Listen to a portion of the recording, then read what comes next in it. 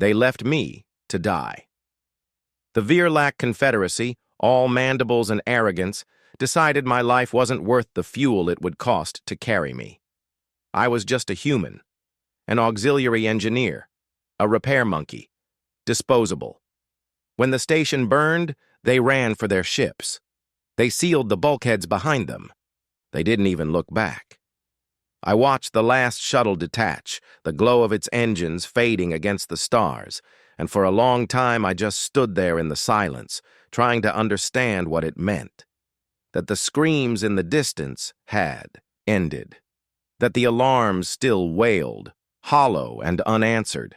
That I was alone in the carcass of Karen 6, a dying orbital foundry, with nothing but smoke in my lungs and the taste of betrayal in my mouth. Maybe I should have curled up then. Maybe I should have let the oxygen run dry. But I'm human, and humans don't give up. We improvise, we claw, we build. So I took stock, air first. The emergency tanks would last a day if I was lucky. I knew I wouldn't be lucky. The scrubbers were fried, half the CO2 filters slagged.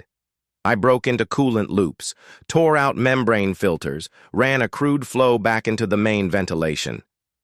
It wasn't pretty. The air tasted like pennies and rust. But it kept me breathing. Power next. Without power, the station was a tomb.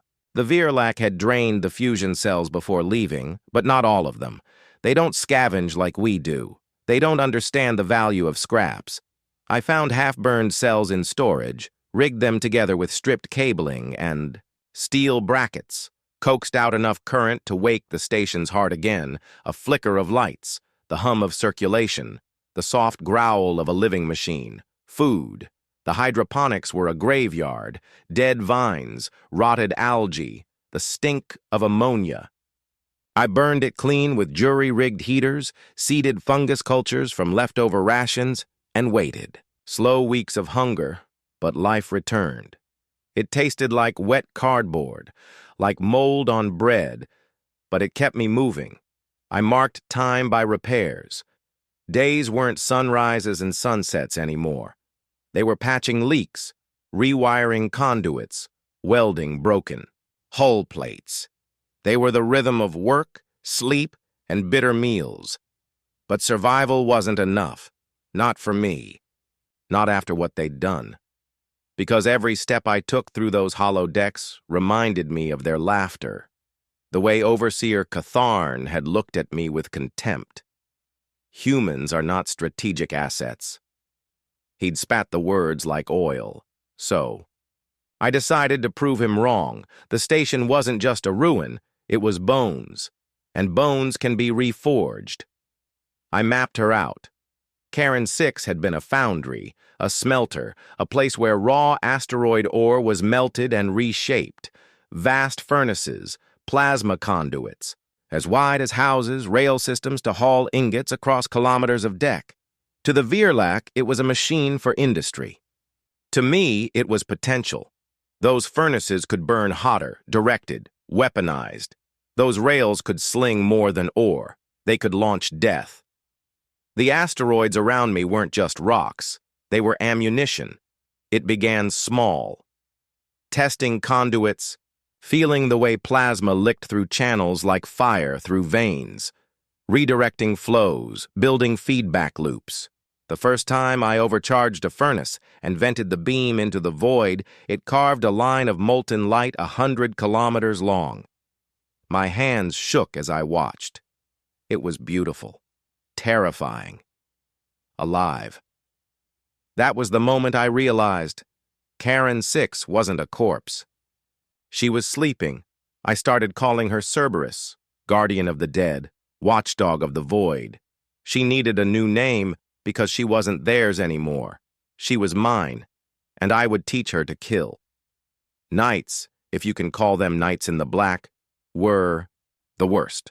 The silence would press in, and the memories too. The sound of the Virlak shuttle doors sealing shut.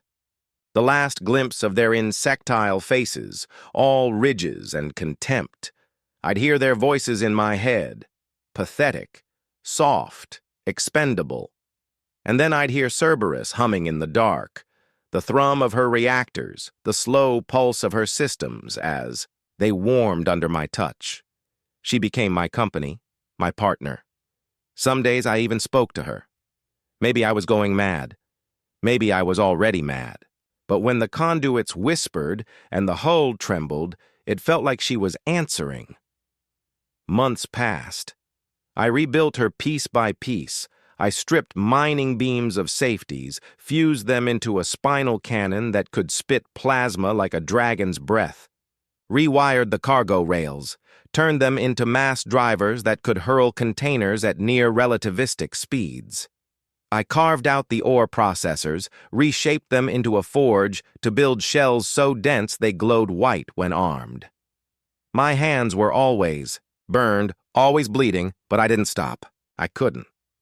Because I knew they'd be back. The Veerlak didn't abandon property forever. One day they'd return to strip Cerberus for parts, to laugh again at the human they left behind. And when they did, I'd be ready. The first test came sooner than I thought. A Veerlak patrol frigate, lazy and slow, dropped out of warp nearby. They weren't hunting me. They were scavenging. But when they picked up my distress beacon, they came running.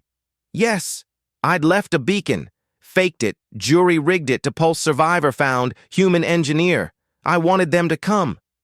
They docked, and the soldiers poured out, their mandibles clicking, their armor glinting in the half-light.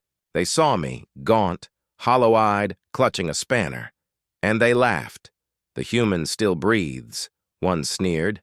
Pathetic. I smiled back. My lips were cracked, but my teeth showed.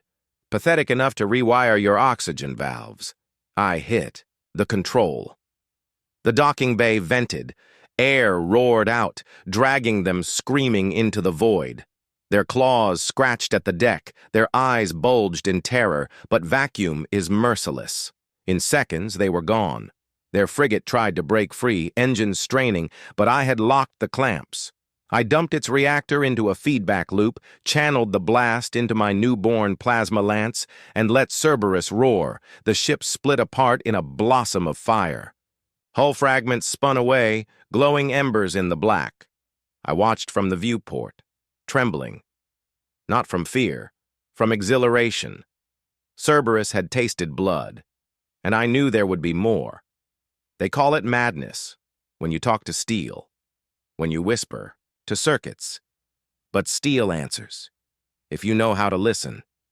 Cerberus and I, we understood each other. After the frigate, something inside me broke free.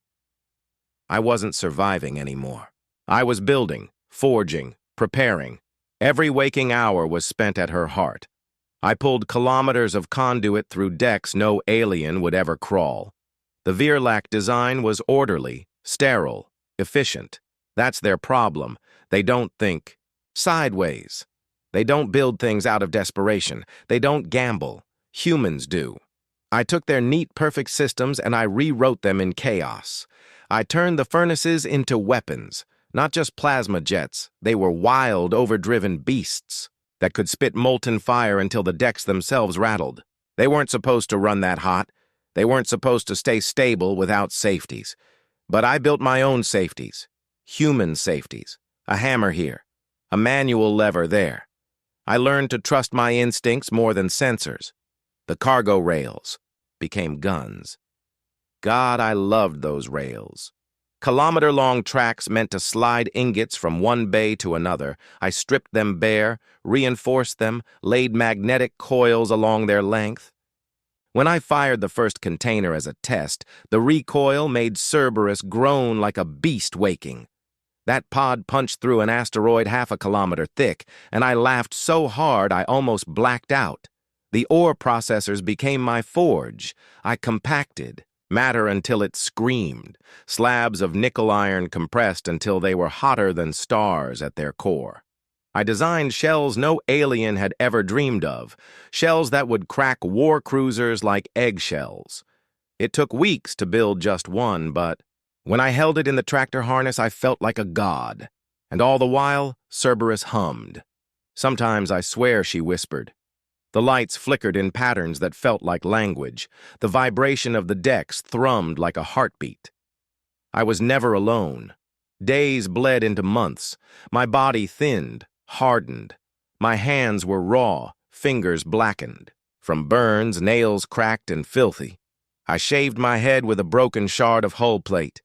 I looked like a corpse, but I felt alive. More alive than I'd ever been back on Earth, where survival was easy, where the only fight was against boredom and bills. Out here, every moment mattered, every fix, every bolt, every weld.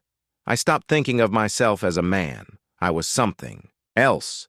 The human in the machine, the soul in the steel, and the galaxy had no idea I was coming for it. The second ship came 6 months later, not a frigate this time, a corvette, bigger, meaner. They were looking for me now. I let them find me. They approached cautiously, sensors probing. My beacon was silent this time. I sat in the command cradle, hands wrapped around the manual levers, eyes fixed on their silhouette. They thought they were the hunters.